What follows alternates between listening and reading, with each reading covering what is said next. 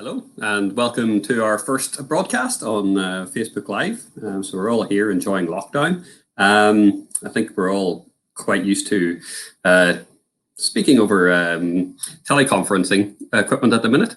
But so we're going to mix up a little bit. We've got some fine activists here and we've got some stories to tell. You won't be listening to me for very long. So this is Mari, who some of you will know and some of you won't. Thank you very much. So she will be our host throughout these. Possibly future live streams, so any suggestions you can pop them in the box. And yeah, I'll be moderating the box and passing on questions if you wish to ask them. And Mari will be interviewing. Do you want to take over, Mari? Okay, thanks very much, Paul. I love the split screen. Reminds me of a bit of retro Eurovision or Dallas, one of the two. But good evening, everybody, and you are very welcome to one of our first actually live streamed interviews, and I have the pleasure tonight of speaking to one of my colleagues on the talks and training team, which is Joe Ireland, and this is Joe. So you can guess it's going to be an interesting story, even from that little taster of a photograph below. But what I would like to say to everybody is that if you're new coming on to Extinction Rebellion Northern Ireland broadcast for the first time, you are especially welcome. And for all of our existing members, we hope that you're really going to enjoy this story because it will actually give even the most seasoned activists a very intriguing insight from Joe's story, which is ex-industry, to his role as an activist now. And for anybody new joining us, we hope that this remarkable story of Joe will inspire you into action, because there's this is definitely a story of adventure. So to keep it interactive, Paul, who has introduced us at the start, Paul will be taking notes of your questions and comments, and we'll be having a couple of pauses just during, my talk with Joe, so we can take questions. We'll be taking more questions and comments at the end. And also at the end, you will hear about opportunities, which we hope will appeal to you in a very practical way, that after hearing what you hear today, you'll be galvanized into action, and you'll find out more of what you can actively do to get involved here in Northern Ireland. So it is my great pleasure to introduce Joe Ireland. And Joe, I always love just saying that name because it does sound a little bit showbiz. And to give you a bit of a supermarket sweep introduction to Joe, well, Joe is a man of many talents. And as tonight's title will tell you, from oil driller to eco warrior, it has been a bit of a rollicking ride for Joe, to say the least, in terms of how life's twists and turns. But Joe has, as I said, many talents. And Joe is a native, like myself, from County Down, which gives me even more pleasure to speak to Joe tonight. And Joe from where the mountains of Mourne speak down to the sea in Newcastle. And Joe is locally very known in his own area, as he has represented his club Bryansford and down at a senior level. So go Joe, tip of the hat for me on that one as well. However, what we'd love to start off with is where Joe's career and study began, and what has led him into industry. And you'll see Joe there as a bit of a actor up there to sporting life. And Joe, there's a quick question which I am intrigued before I go on any further. You have a couple of nicknames which I would love to know a little bit more about. One is the Big Five, and the other one is an intriguing one, HTID. So give us a bit of an explanation of the nicknames before we go any further, just to satisfy my curiosity. Big 05, it comes from 15 years ago, where we're playing in the McGrath Cup final for St. Louis, Kilkeel, and the school had never played A college's football before, but we got to the McGrath Cup final, and I got man of the match in the game. I think Mark Sidebottom actually said if I was a horse running in a race that day, he would have put his house on me. So I had a good match. So everyone since then always calls me, it used to be like McGrath Cup Man of the Match 2005, but now they just call me 05 for short. So it hasn't left me, unfortunately. And, well, it's TIDs just because I was born and bred at the harbour in Newcastle, so like never out of the sea growing up, and through Bransford, and the boys used to always wind me up like about being a harbour man, and people from the like to see the harbour as a different part of Newcastle, like we're these people that live at the harbour. So that stands for like harbour till I die, and I had it on the back of my training jerseys and different things. So it's just a bit of crack, really. Very good. I love it. I love it. No, when I saw it, I was absolutely intrigued. And I love especially your description that although you're from Newcastle, your second home is the sea. But what I would love to just start with, Joe, is your transition from where you've come over the last decade and a half through your study and your work to where you are now is probably what some would call going completely bolt fast, you know, from industry work in the oil and gas industry to eco-activism. And here you are on your oil rig. But what I'd love to know is, take us back to when you studied, because your background is in engineering, and just take us from there. Whenever you studied at Queen's, you excelled, and talk us through from the point there in terms of where your career went. Well, I suppose going back to school, like when I was in school, I was always sort of like fascinated by like maths and physics and technology and history and all the subjects really, apart from languages and biology. I hated biology because anything to do with the body, I could never sit on the chair. I was always like up and wanting to get out of the room. And yeah, so I did well at school. Like, was always got good grades, and yeah, because of probably the engine, like my maths and my physics and my technology, like were very engineering based subjects. And then also through the football, you're a bit of a jock, I suppose, or so engineering was the civil engineering at Queen's. It seemed to be the route to go. I didn't even know what civil engineering was. I didn't even know what a master's in civil engineering was. It was just higher grades. And because I was like a straight A student, that I just applied for the master's. And yeah, I actually wore this shirt, funny enough.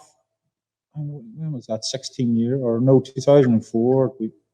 When I interviewed at Queen's, because I went to Queen's on an engineering scholarship. And I went on an engineering scholarship and a football scholarship to Queen's. So yeah, it was everything was sort of very much geared towards engineering and football at that time. But yeah, when I got to Queen's, then sort of settled into my engineering studies. But then in my second year, when I was coming out on to do placement, myself and two guys I was living with, two good friends of mine until today, like Paul and Hugh. This is actually Hugh's office I'm in here in Newcastle. He's kindly let me do the talk here. And so we set up a business anyway on our placement year from Queen's, doing energy surveys on buildings and energy assessments. And I trained in the commercial, and we all did like commercial and domestic. But at that stage, I wasn't really ready to really know what I was doing around energy and things like that. So whenever I finished my degree, I decided to head to San Francisco for a year. I had the job with BP already, funny enough, but right, okay. I wasn't sure I wanted to take it. Okay. I've been through like their recruitment process, which was like a very, very stringent process. And yeah, I wasn't ready to take the job because BP was the only job I applied for. I had no idea what I wanted to do. It was the same as before I went to university. I had no idea what I wanted to do. So I was just going with the flow. And a friend of mine had applied for a BP job the year before. And then I goes, oh, sure, I'll apply for the crack. And I ended up getting it. And I was like, I don't know if I want this job. What do BP actually do anyway? And yeah, so I went to San Francisco for a year and played football over there and worked as an engineer just on small civil engineering projects. And then I came back, and I was meant to start with BP, but we had won the North Americans with the club in San Francisco. So I was playing in Philadelphia then, and then I came back and the club were playing in the championship. And I was meant to start with BP on a Monday. And they flew over to Aberdeen on the Sunday, and we had a club game the following Saturday. The Monday morning, woke up, the taxi came to take me to the BP office, and I got the taxi to take me to the airport. And I got a flight back home that Monday afternoon, and didn't go to BP. Went and played in the game then the following weekend, and then we won. And then the next weekend came, and BP were like, "What's going on here?" And I just said I was got held up in America. And what do you call it? Yeah, so we got beat then on a Saturday evening, and went out in a beer. And the next Sunday morning, I remember my dad coming into my bedroom and more or less like pulling me out of the bed and was like, "You're going to Aberdeen." And I was absolutely dying. And onto the plane I went. And I just joined 3 weeks late and came walking into the training room, like with all the other graduates that had joined. And they were like, "Who are you?" And I was like, "Oh, I'm Joe Ireland." And they were like, "All right, we thought your name was a typo, like that you're actually a myth. You know, this Joe Ireland," because I hadn't showed up for 3 weeks. And then I landed, and that was it. 6 years then I was there for. So whenever you know, at that point, and I'm sure your club will be delighted at your undivided loyalty over BP, Joe. But whenever you arrived and went through the training program, because previously you said, "I wasn't really sure, I just applied for it. It was the only job I applied for." Yeah. What excited you whenever you discovered, okay, this is actually the industry I'm in? What were the thoughts running through your head then when you found yourself in the midst of BP? Yeah, well, I suppose I applied at the start because it was the sea. You know, there was this opportunity of going out to sea for 3 weeks at a time, and that really fascinated me. So as soon as I landed, I was just absolutely fascinated, isn't even the word, like of the industry and the people within it, and how intelligent they are, and how things are done, and how rigorous it is. And it's unbelievable, like the feats of engineering that get carried out, you know, within oil and gas, of how we extract oil and gas from the subsurface. You know, you take a rig to a harsh environment like west of the Shetlands, you know, where the sea state and wind and it's very unpredictable, but yet you put a rig there and you can drill a well that's like, you know, up to 10 kilometers away from where you are. And it's not like you drill straight down, you can drill down in a way, like, so it was unbelievably fascinating. And those 3 years, like, they just went, the first 3 years on the challenge training program, it's called, where you're just basically learning. It was unbelievable. I really enjoyed it, and I enjoyed everyone I worked with, and like the values and behaviors and the code of conduct and everything that BP taught. You know, it was all very, very well set up. Like, things, they were a great company to work for. Like, and when I had to leave, like, I was ready to leave the industry, but leaving the people broke my heart. Like, I still have great friends that I met from all over the world whenever I worked for them, and I'm still in touch with a lot of them today, and I have great memories of being on. It is a very international life. And, you know, looking at that picture again, Joe, because some of us, whenever you mention oil rig, a lot of us will have that image of the windswept, forgotten place in the middle of the North Sea, battered by the elements. And, you know, obviously, as many activists question, what are we doing? But take us actually through and describe, whenever you were on the rig, you know, what your job was, and, you know, basically what an average kind of stint would be whenever you were out at sea. It was 3 weeks, basically. So I would come into Aberdeen normally the day before or 2 days before I was due to go offshore, and come into the office just to get up to speed with what was going on and what had happened in the previous 3 weeks. Then on the day of your helicopter, well, we normally, if I was going west of the Shetlands, you get a fixed wing, like a small aircraft, up to the Shetland Islands, Sunbury. And from there, then you'd fly up there, and then from there I would get a helicopter out to the west of Shetlands, to the Clarefield, where I was based for a long time. It was like 20 minutes or so, I think, on the helicopter. And then I'd land, have a handover on the heli deck, with a quick handover with the guy who does my job when I'm not there. And then it's straight into operations. Like, you'll come in, you know, maybe firing on about 20% like productivity. But, you know, maybe about a week into your trip, you're going at about 120% probably, you know, working from anywhere from 5:30, 5:15 in the morning. I usually start on shift at 6, but you were maybe in the office at 5:30, right through till sometimes I didn't even go to bed. I didn't want to go to bed at times because of what was going on and what we were doing, and how fascinated I was by it, and wanting to understand what we were doing, and making sure everything was done safely, everything was done to plan. And yeah, sometimes you just wouldn't go to sleep because you're that excited about the operations, and you got that much into the drilling end of it, and the technology we were using, materials, that you wouldn't go to sleep maybe for a couple of days, and then you'd maybe take a rest during one day. But once I got into the rhythm of working offshore, I never thought I would leave. Like, I absolutely loved it, everything to do with it. And it was like a football team camaraderie, because there's like 140 people there for 3 weeks. You know, so you I was have to actually get going to ask you to get an idea of how big the operation the was, because camaraderie in terms of like about 140 people on, you know, and in a very intense environment, as you were saying, you know, if you've got to the point where you're that engaged, where, as you said, not sleeping through, you are just going full tilt. And I suppose the question was, in the midst of all of this, we can talk about the excitement, the technology, the fascination of, you know, what's possible on the actual operational side, Joe. You know, to what extent were there discussions about, you know, environment, obviously from a health and safety point of view, take it as read, but, you know, wider environmental impacts, ecological awareness, to what extent did that, you know, find itself into your work world, if at all much, you know, from your BP? Every day, it was like every day, our primary objective was, yes, safe operation, but no damage to people or the environment. Like, it was very, very stringent. BP had learned a lot of harsh lessons from the Gulf of Mexico incident, you know, back in 2011, and the policies and procedures that we had to go through before we did anything was unbelievably stringent. No matter how long it took to get the paperwork right and the permits right before we did do anything, it was all done, you know, very, very safely, to make sure that nothing was any way harm to the environment. Like, it was very, very stringent.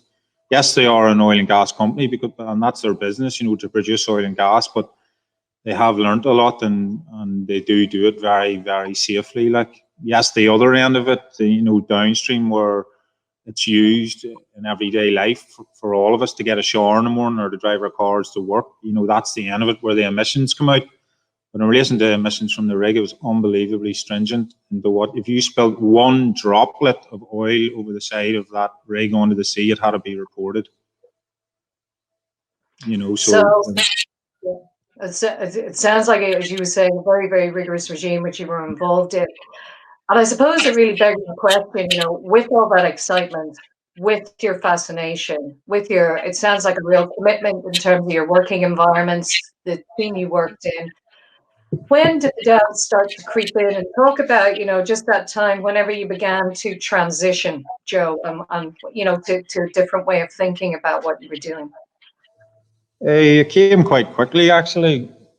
It was after my son was born in Trinidad on like the 13th of May, this day 3 years ago. And when I returned to BP from Trinidad, I've been assigned to the Clare Ridge project. It was like BP's biggest project in the North Sea in a long time. It was like 4.5 billion, I think, investment. And, it was a massive. It was a brand new rig, like basically like jumping into like a modern day Rolls Royce or something, you know, for people in oil and gas. This thing was all singing, or is all singing and all dancing. I was really looking forward to it. So I came into the office, and, you know, I was my career as such with BP, only ever had one intention. It was to become a well site leader on the oil rig. I never wanted to go any higher than that, but that was the person who ran operations on the rig. Because BP only have maybe half a dozen direct employees on a rig. Everyone else is specialists, subcontractors that are brought in, and we all just manage them.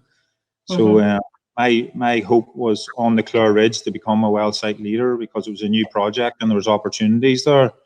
But I just came into the office, and I was waiting to head offshore, but the weather was bad, so we had a few days to wait. And then all of a sudden, these thoughts just started coming into my head, like, you have to stop what you're doing, you know, you have to stop drilling into the earth, you know, you've done it for long enough, and it's time to stop. And that the planet had enough, and these thoughts just started coming. And it wasn't that, like, in a way of guilt, it was just like, you know, this has happened and it had to happen, but now it's time to change. You know, you've done you know, we've taken this oil, we needed it, that it was a great benefit to every single human being on this planet, but it's now time to change. And that just came through very, very clearly to me. And I tried to fight it. Like, I was obviously like going, "Ah, what are you mad in the head? So what am I going to do? Like, where will I go?" So I tried to stop, and I had 3 or 4 days of like basically hitting the drink every night in my hotel and coming into work later and later every day. And then on the third night of it, I came into my hotel room after a few drinks, and Avatar came on the TV, and then there was a scene in it where like they were talking about energy, and they said like all energy is only borrowed, and one day you have to give it back.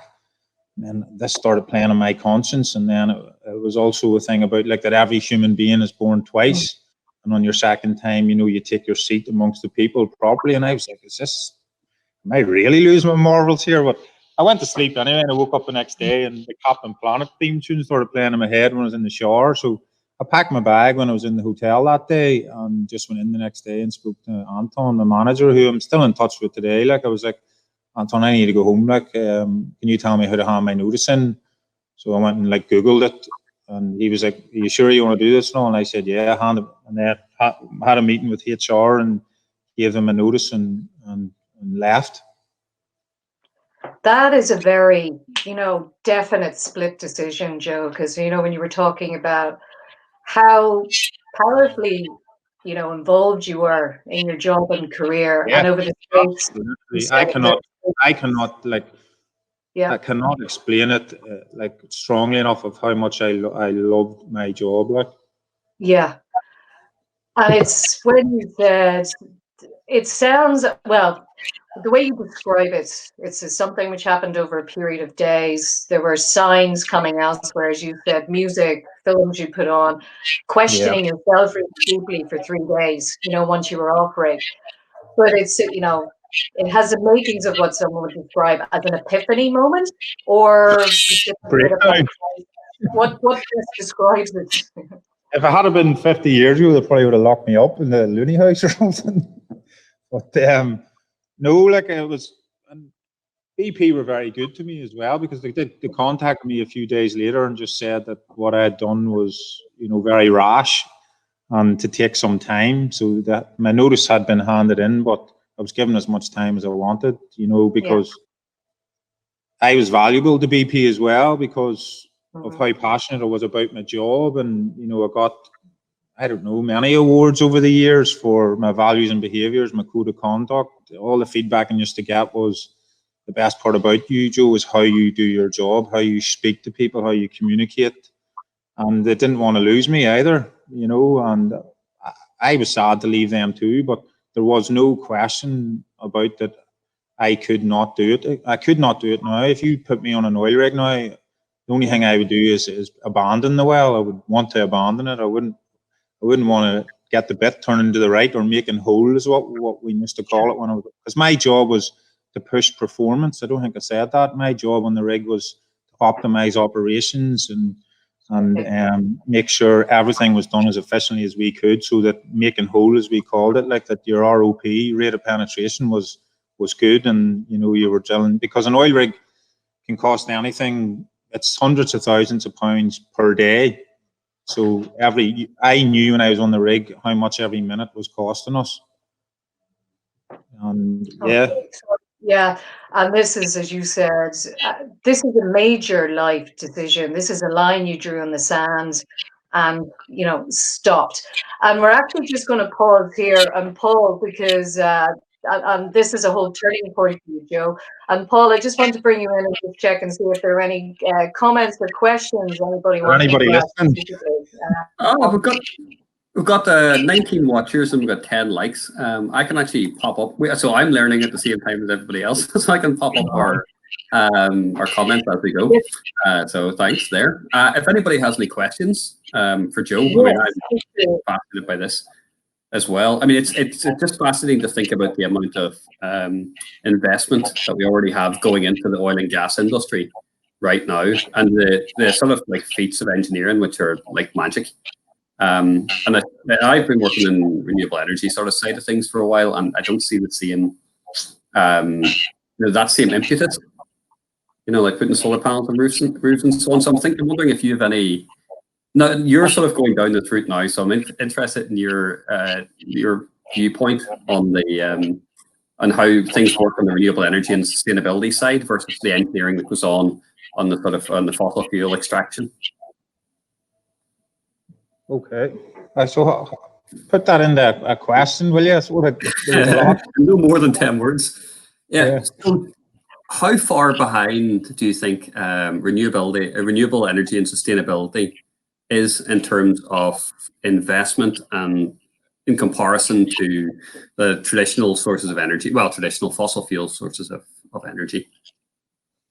I suppose it's a long way behind, because oil and gas is all we've known for a long time now, and it's all we've needed, but now that we have 30 years worth of data on climate change, people are starting to really take it seriously, I think. And I was thinking about this last night, actually, like what has happened to me is actually happening to BP now, believe it or not. But this happened to me internally, and it's actually happened to them internally. Because I was asking myself, what is an activist?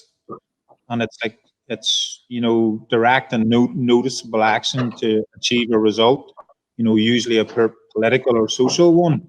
So I was like, so what's the difference? Yes, I have drew that line in the sand, but that I don't want to cross anymore. But like BP got a new CEO in February, Bernard Looney, and he's a fellow Irishman too, and he's a great speaker. Like, and the first thing that he did was announce that that BP, they were the first oil and gas major to announce that they will be carbon neutral by 2050. So for me, that was a statement of activism. And like their new hashtag is like net zero by 2050 or sooner, and they're trying to reimagine energy for our people and our planet. So I was like, right, so that's happened to me, and now BP are starting to do it. Yes, they're a massive organization, and it will take time, but the cogs are starting to turn there. There's a new man at the helm, and he realizes that. Just to quote him, like he said, we have got to change and change profoundly. But it is more than having to change. We want to change because it is the right thing to do for our world. So, like, for me, that's a massive statement for an organization like for what BP do, and I think that that's a massive statement to show how seriously a company like BP are taking this transition from oil and gas to renewable energy. Like, they realize that it has to happen as well, and they can do it internally. Like, they have all the skills. The people, I can't explain to you like how intelligent and how creative and how imaginative and how great a place it is to work. The people are like, every day we'd be on a whiteboard drawing ideas out. It was so engaging and so energizing to be around. So if a company like that, with the people that they have, and the staff are dedicated to the company, if they start to do this transition, it's sort of, it would be hard to put a marker on where we could go from here, especially with drilling, and especially with with the PhD I'm doing now.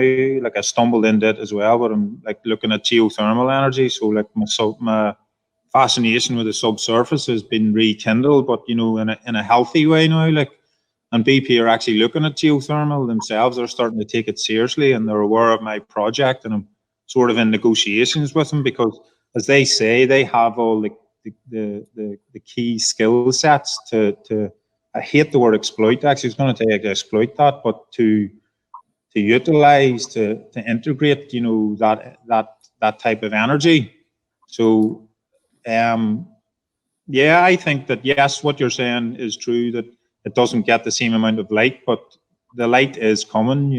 As the poet Rumi says, if you shine the light on the dark places, that's where, or don't turn away from the dark places, because that's where the light enters you. These dark oil wells that we're in, maybe through BP and through oil and gas majors, the light can enter, and we can all change together.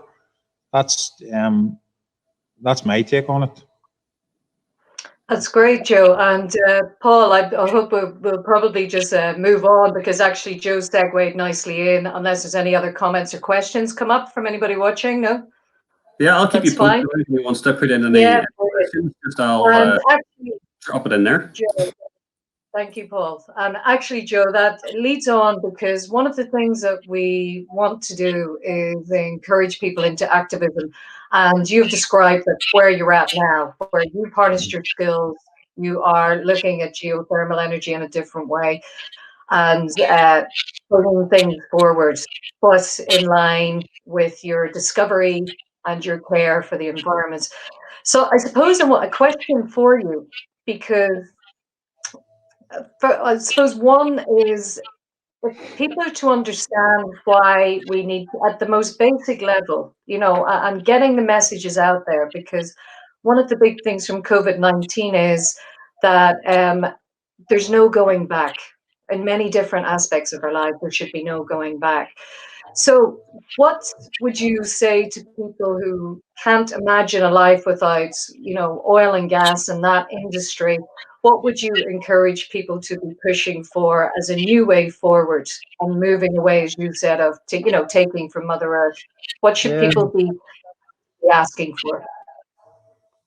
I think as human beings in this current situation that we've been given a gift, and that gift is free will, to take responsibility. Like the word responsibility, I was actually looking it up what it actually means, and it means, making a promise or a pledge to bringing something back to as it was. So we have a great opportunity now, because for the first time in our history as our species, we're actually aware of what it is we're doing. We are aware now, like it has become conscious. I was just I drew a couple of graphs quickly out today, the couple that sync with me best. Sure. So, we're pumping CO2 into the atmosphere at unprecedented levels since, the turn of the digital age as such, like 1950s onwards. So human beings have been around for about 300,000 years, something like that. And this graph shows, CO2 levels up here on today's levels, and this is 800,000 years ago. So we've never crossed this line, 300 parts per million. This is 1950, and this is today. We're up at 410 parts per million. So our atmosphere hasn't seen this levels of CO2 in over 800,000 years. So if you look at that on a sharper graph, like this is 1950 and this is today, and 300 parts per million. So we're just skyrocketing up the scale. And what is that doing? And you're talking, Joe, about 300 parts to a million. Explain that to people who aren't familiar with the formula. Parts per million, as in how many parts of it are made up within our atmosphere. So we're increasing the parts of it. Mm-hmm. And we are doing it at unprecedented levels. So that CO2 is getting trapped within our atmosphere. But that's the graph there, actually. And it's increasing the temperature here, because if you look at our temperature, or is it global temperature increase? I've done it on a graph as well since 1950s. I love drawing things out. It's just what I used to do from BP. But you can see here we are steadily increasing up to +1 degree Celsius. And we haven't seen that in our lifetime either within the last, I think it's over 800,000 years. The two of them are inexplicably linked. I drew them on one graph here as well. So this bottom one is temperature. It's been increasing since the 1950s, like this here up the ways, and this is CO2. The two of them are right, in line with each other. So our CO2 emissions are increasing the average temperature on the planet, and within my lifetime and our lifetime, we've started to see this being naturally the repercussions of it, or the repercussions of it through all the forest fires, through flooding, all these weather events that we don't understand, but they're linked to something, and I think it's the climate change. And actually on that, because it is often put, and as you know from Extinction Rebellion, is calling for systems-wide change. And I had a question come in just from Emma, actually. And with the lockdown, as we know, a lot of people are thinking about the environment. You're much more aware of it. You feel it, you see it, you breathe it, you touch it. And I think for many people are waking up to just the difference, the small differences even that they see in their immediate world around them, you know, with nature alone. So Emma's question was that if people realize that with the massive reduction in travel, the working from home, people are thinking about, well, actually, I don't need to travel. Our company doesn't need to travel as much. We can reduce all that travel. We don't need to take flights to attend meetings, etc., and are working remotely.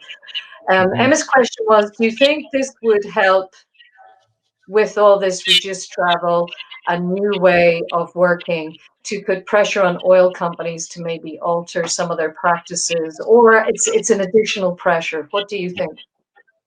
Well, it's funny that that's not funny, but the COVID virus has crashed the oil market. You know, Yeah, yes, exactly.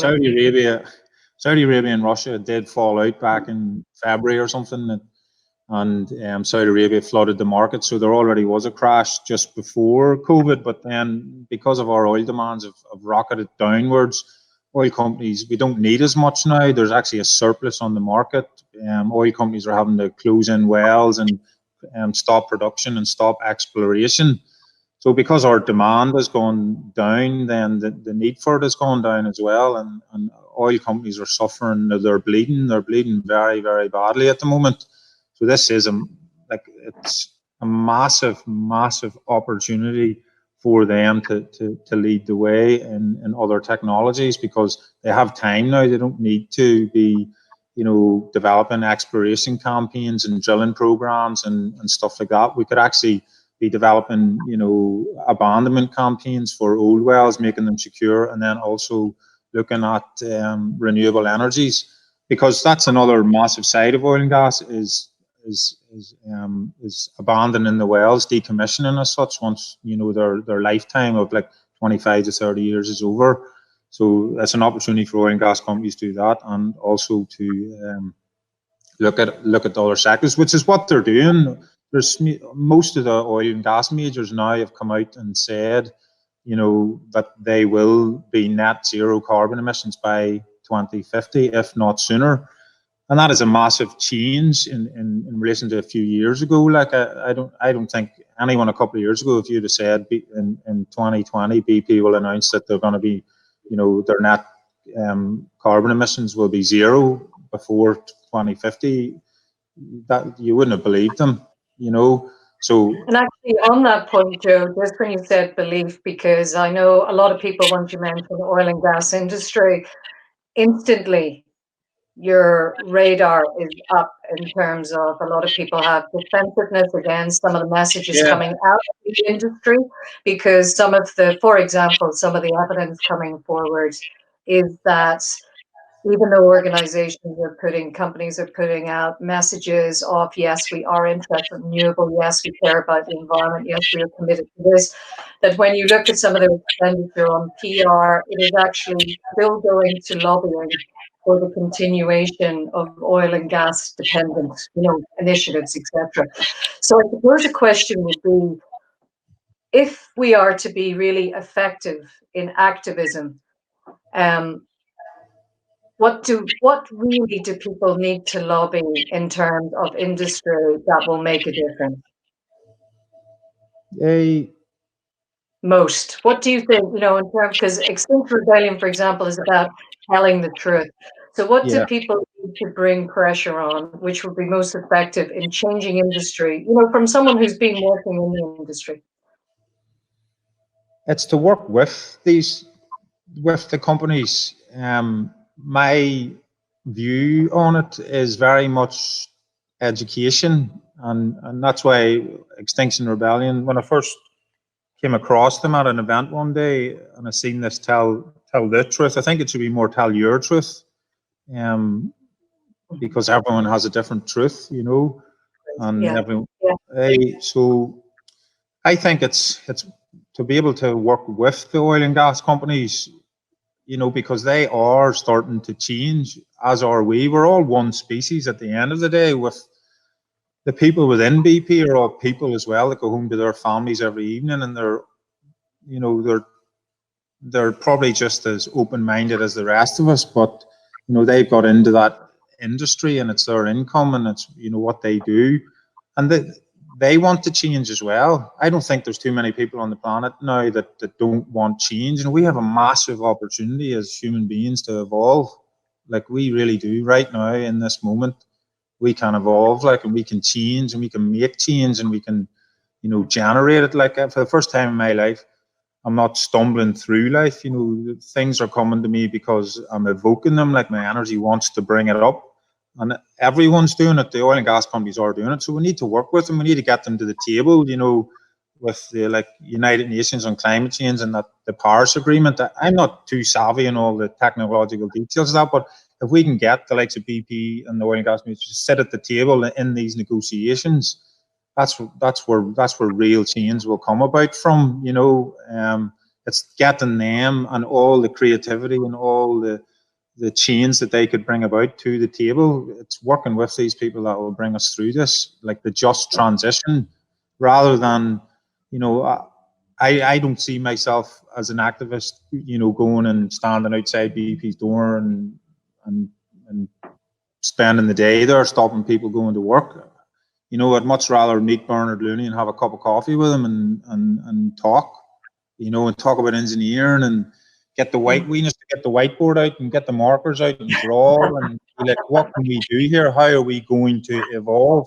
Because the evolution is a painful process, like, and like for anyone to change, you know, it takes time. You know, and it's going to take us time to evolve, but we're aware. That's the key thing here, that we are aware now. Everyone is aware of what is going on. So let's come together as a species and do something about it. You know, activism as a species, like activate the whole human species into evolving. And Yes, actually, not, on that not note, Joe, we've just seen in terms of the 3 demands of Extinction Rebellion, which are Tell the Truth Act now and asking for the demands of the Citizens Assembly and the carbon emissions net by 2025. Yeah. So what would you describe? I mean, this is a very special day for you because this is your son, he's 3, Charlie Roy's 3rd birthday. Yeah. And you said that, you know, one of the motivating factors was looking ahead of what the world would be like for Charlie Roy. And what would you encourage people to, why would you encourage people to get active and step into Extinction Rebellion? And especially hearing how, you know, the journey you've come on yourself. Why should they bother? Because it's empowering, and there's lots of people out there that want change, and the only way that we will change is by coming together and evoking change and bringing it about within the universe, you know, creating this energy of everyone wanting to change, and we can do it together. Like, it has to be done together. There's no point in people going off as individuals, you know, or segregating oil and gas majors because of what they do. We need to bring them in, and they want to come in. Like Bernard Looney is, you know, when I met him for the first time, I just knew he was like a role model. Straight away when I heard him speak, like, I was like, that guy is different, you know. And if I could get him to come to Extinction Rebellion, you know, maybe another few people would sign up. But it's just great. There's that much going on. You know, I've joined Extinction Rebellion talks and trainings because I like drawing pictures and I like teaching and I like to learn, and there's lots to learn and do. So that's the part of it I'm within. But within that, I've met people within the media part, like Paul are doing this here, and there's just lots going on, and it's a real platform to bring about the change that we're also keen to get going, you know. But yeah, I think that the way it will be brought about is through working with everyone rather than, you know, necessarily working against them or putting demands on them. You know, like, because that's again in line with our energy demands. Like, we demanded energy, so we went and got it in oil and gas and took it and used it. So if we put demands on these companies, it's not how things should be done. It should be together in collaboration. I think we've made our point to them through certain activism events of how serious we are. But I think that we can, as an organization, like Extinction Rebellion itself, can evolve. Because what does the title actually mean? Extinction Rebellion. So we want to rebel against the human species being extinct, you know, and if we continue using the planet as we do, like there is no planet B for us to go to. It's not like we can jump in one of Richard Branson's jets and head up to the moon, like. And Norwich.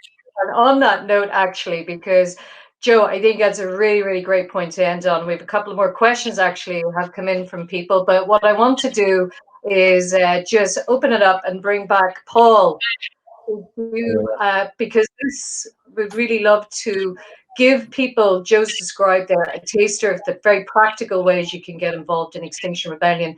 Joe and I are both on the talks and training team, and we would love more people to join us to help mobilize and get the word out there, because as Joe said, this isn't about individual. Extinction Rebellion is a movement, it's a mass movement for mobilization, and this is a collective effort, and I think Joe's described that really well. So Paul, what other practical things locally can people step into, you know, from this evening or at any time, because we are building this in Northern Ireland? Yeah, so it's kind of interesting to understand what Extinction Rebellion actually is. It's kind of counterintuitive. It's not what we're usually used to, the sort of top-down approach to organisation. So it's what they talk about, a centralised strategy, but a distributed decision-making.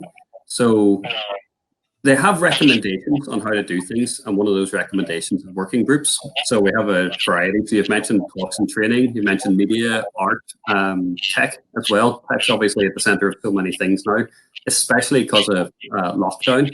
And also, of course, regenerative culture. It's such an important part. It should be through our entire system, because we're trying to create a world which is sustainable and is fit for future generations.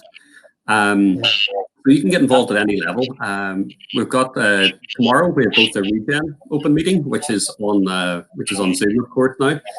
We also have an Action Logistics open meeting, and there are a few different campaigns that are going on at the minute.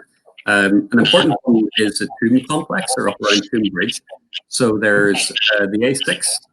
Well, a section of the A6 is being built through some wetlands and through some boglands and some forestry as well. So this is an example of, on one point, ecocide, whereby we are killing animals unnecessarily, we would argue. And so ecocide is the willful destruction of animals, the same way homicide is the sort of willful destruction of humans. It's also making climate change problems worse because they're building on a floodplain, and it's also making us bound to an old technology, which is like, you know, personal car transport. So a lot of these routes should have been built 50 years ago, and we didn't really know any better. But they've been left to now, and we're getting a technology too late. You know, this is not the technology we need now. We know better. So, but there's wider things happening in that area. There's also sort of Loch Ness sand extraction, and river pollution, and things that actually there are groups that are addressing this. But often they talk about Extinction Rebellion being a movement of movements. So you bring together groups who are doing all different things.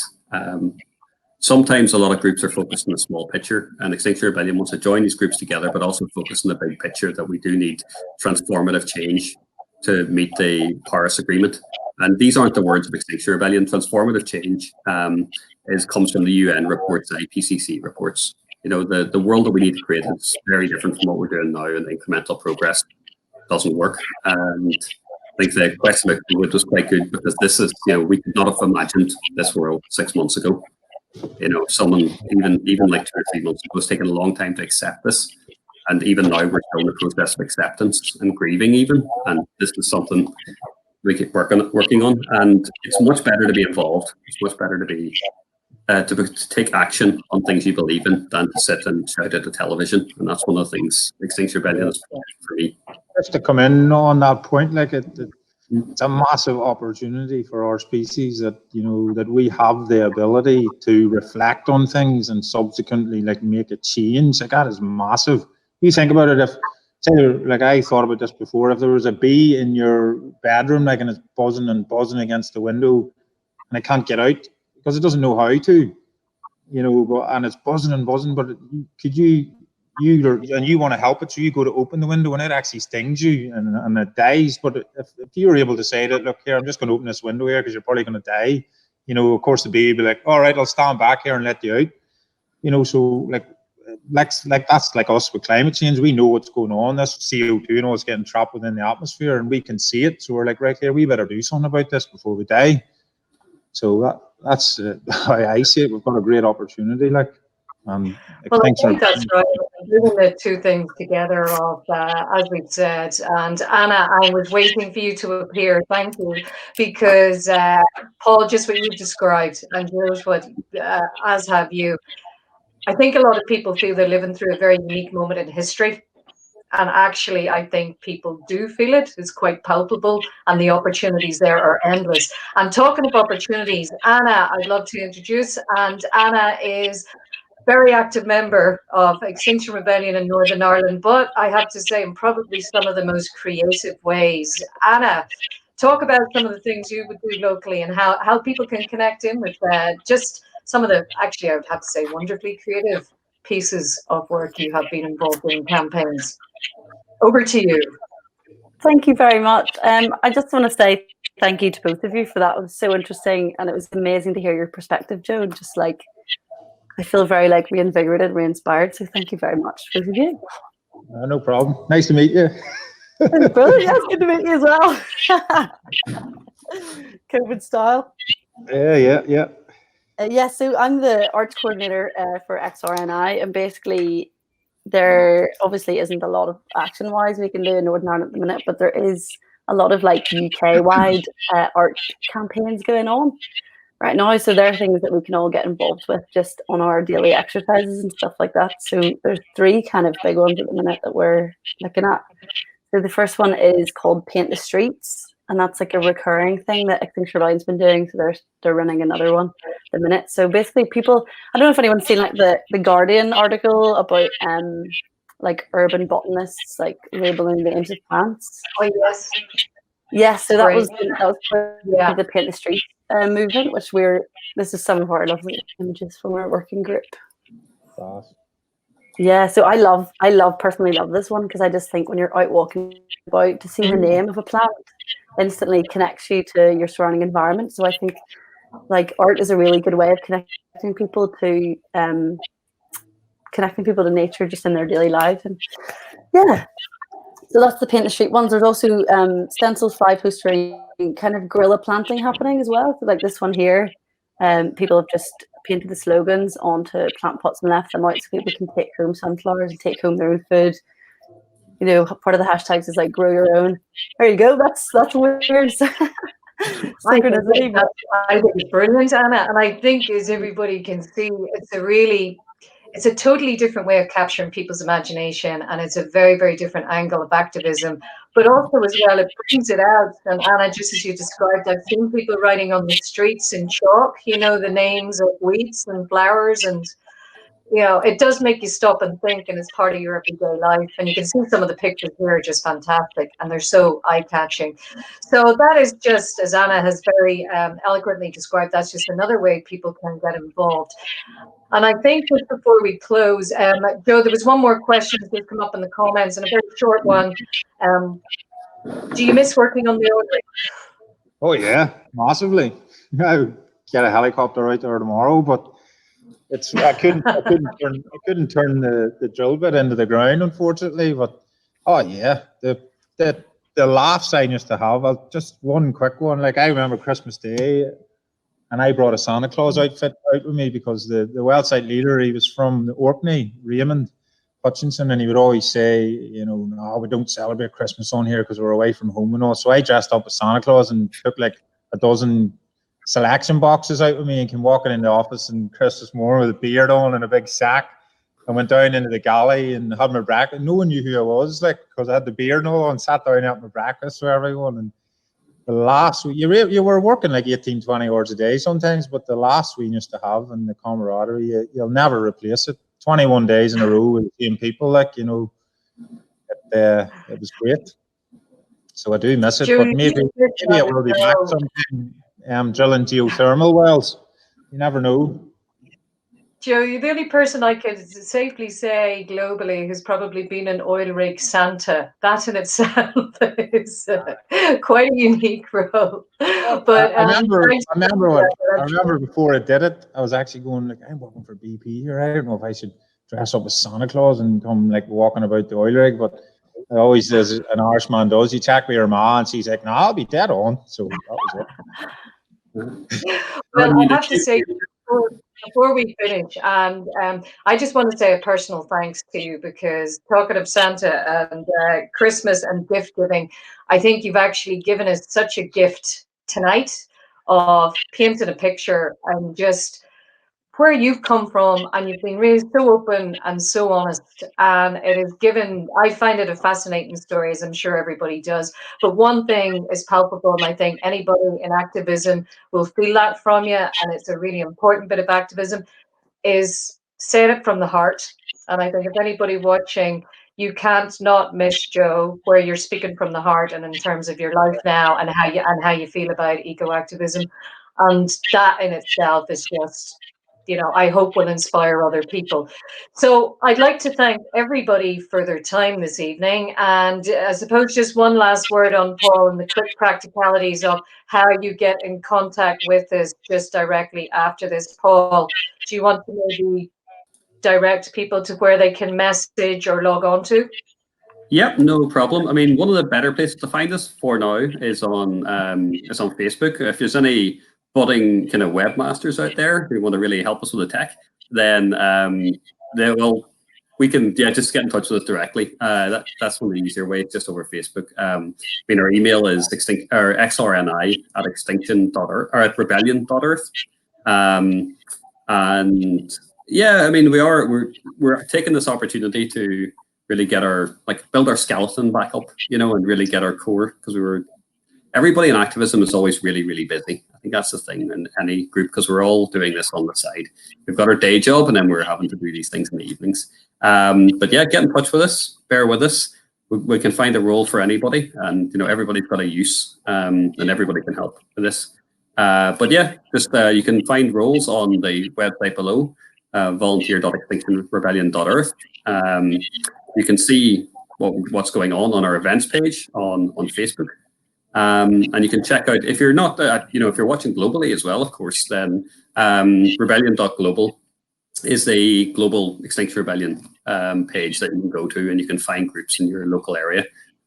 So, yeah. That is great. Well, listen, I suppose from the best environmental activism side hustle in town, or one of them, we will wish everybody good night. And I just love to say, and actually, a round of applause for Joe. Thank you so much.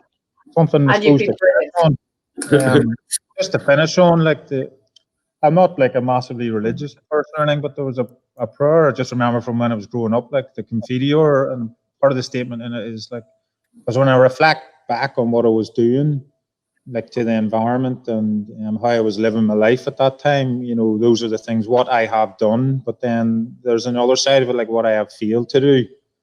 And when it comes in 50 years time, when my son is growing up and everyone else is growing up, like what did I fail to do at that point? Change isn't easy. It's not easy to admit your wrongs and put your hands up, but I have around how I was behaving as a human being and what I was doing to the planet. So I'm trying to change, and it isn't easy. Every day is not easy, but there is no other way. I know now there is no other path to go down. So if other people are interested to change, then yes, we've all done things as we all have, but what have you failed to do? Now is the time to change. Let's go, let's have a go. So that's really my message. Tell the truth. Act now. Tell the truth and act now. And a better message to leave it on. Thank you, everybody, and thanks for tuning in. Good night. Enjoy your evening. Good night. Thanks. Good night from Extinction Rebellion NI.